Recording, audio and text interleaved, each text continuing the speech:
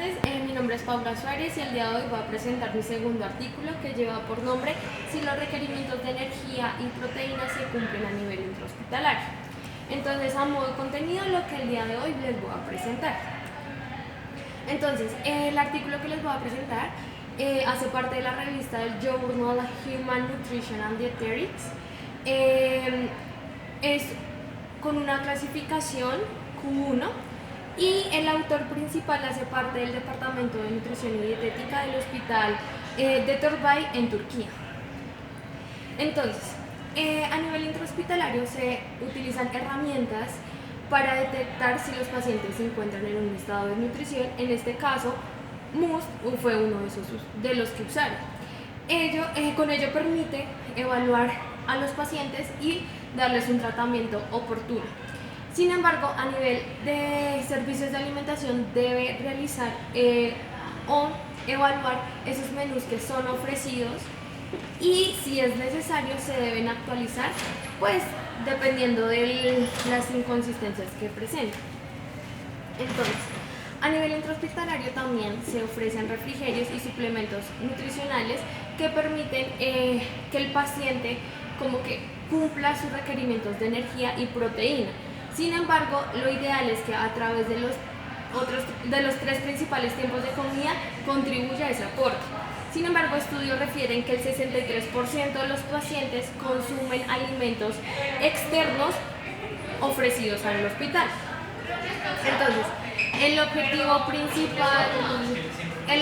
principal de este estudio es determinar si la elección del paciente y el consumo de los alimentos de un menú ofrecido en el hospital de West cumplían los estándares nutricionales para los adultos.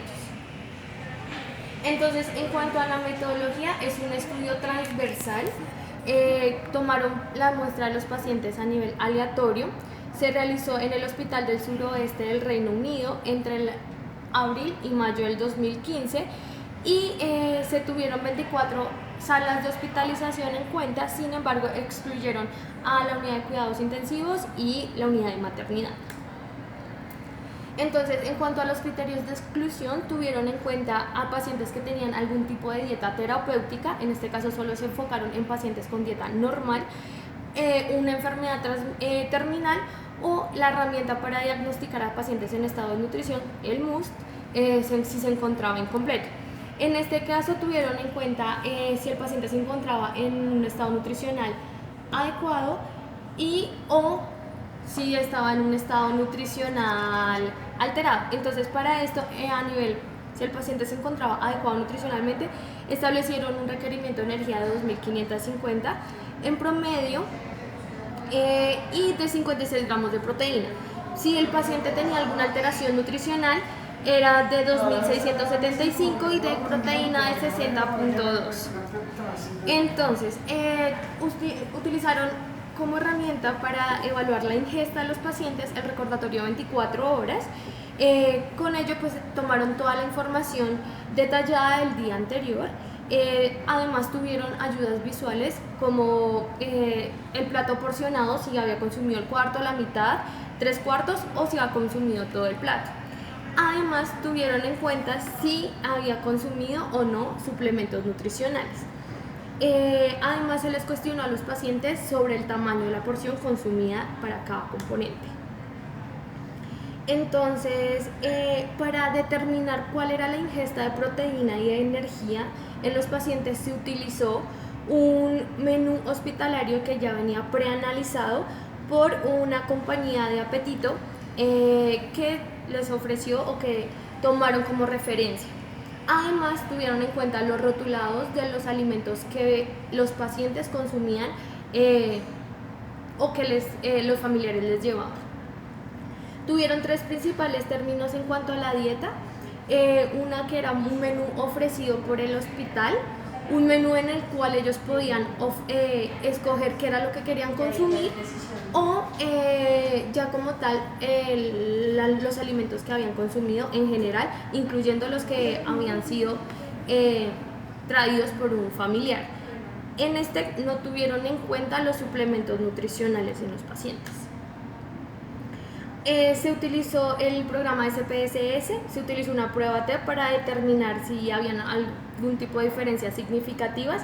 Utilizaron la prueba Chi cuadrado y la de Pearson para comparar si los pacientes cumplían con los requerimientos en cuanto a ingesta de nutrientes, principalmente de energía y de proteínas.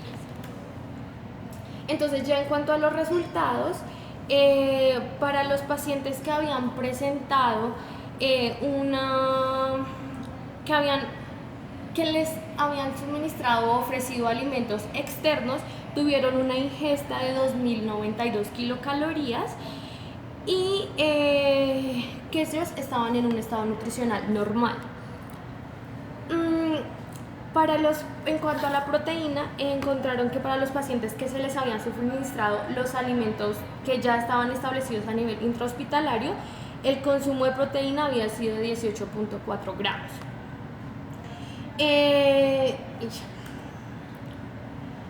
En este caso, entonces, también hay que resaltar que los pacientes que habían consumido alimentos externos a nivel hospitalario presentaron mayor consumo de proteína, que fue de 22.2%, mientras que los que habían consumido proteína, en cuanto a la energía, a nivel hospitalario solamente fue del 7.4%.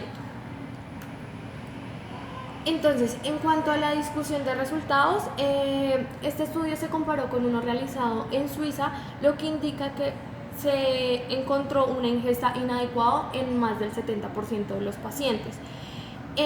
Una encuesta hospitalaria también, en otro estudio, encontró que el promedio de la ingesta de calorías era de 1.536 y 58 gramos de proteína, lo que no alcanzaba a cubrir los requerimientos establecidos en el estudio. Sin embargo, ellos también tenían en cuenta el sexo, la edad y el peso de los pacientes para determinar los requerimientos de estos nutrientes.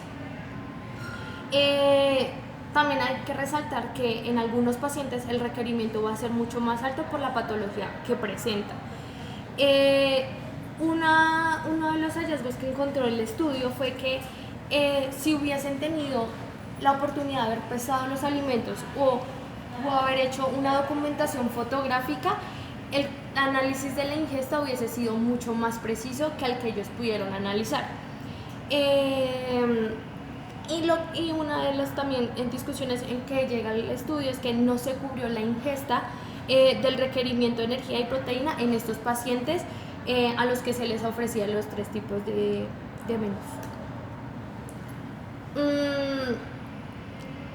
También se encontró que el 30% de los pacientes no escogió los alimentos adecuados para la patología, ya que no tenían la educación alimentaria nutricional suficiente. Sin embargo, también evaluaron los pacientes que tenían esos suplementos y en ellos se encontraron que sobrepasaban los requerimientos de energía. Entonces, una conclusión o uno de los también comentarios que hace el artículo es que al ofrecer 2 refrigerios al día, el estado nutricional de los pacientes ayuda a que se mejore. Entonces, ya en cuanto a conclusiones, la ingesta de energía y proteína no cumplió los requerimientos nutricionales. Los hospitales deben garantizar una atención nutricional de calidad y asimismo ofrecer menús de calidad y en cuanto a cantidad para que favorezca el estado nutricional del paciente. Y como en cuanto a la materia, ¿cómo asociaría este artículo? Es que si lo vemos desde el punto de vista, si le ofrecemos algunos menús a los pacientes, no cubren en su totalidad la ingesta requerida. Entonces creo que es pertinente este artículo de tener en cuenta cuándo es necesario hacer como un tipo de estudio pequeño en la población a la que le estamos ofreciendo nuestros menús para ver si de verdad lo que estamos como suministrando lleguen en su totalidad o cumplan esos requerimientos nutricionales. Y ya, eso es todo. Muchísimas gracias por su atención.